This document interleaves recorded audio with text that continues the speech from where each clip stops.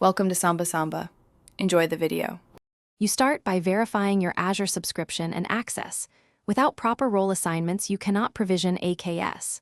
Once done, install Azure CLI and Kubectl so you can control resources locally. Next, create a resource group in your chosen region and pick node VM size and count based on load. Make sure to enable required APIs and consider RBAC now. This prevents backtracking later. Begin the AKS cluster creation immediately after these prerequisites are confirmed.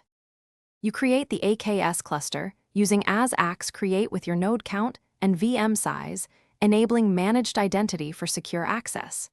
Once the cluster exists, configure networking using Azure CNI if you need advanced IP management, and enable the cluster autoscaler to handle load spikes automatically. If you host images in ACR, attach it to AKS so pulls are seamless.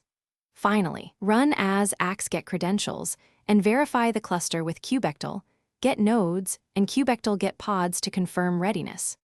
You deploy your application using Kubectl apply or Helm charts and expose services via load balancer or ingress. Make sure to add probes for health checks. Once running, monitor performance with Azure Monitor and Container Insights, and inspect pod events using Kubectl Describe and Kubectl Logs.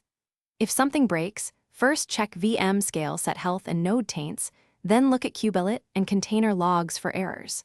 For persistent networking issues, verify CNI configuration and subnet IP capacity as a primary troubleshooting step.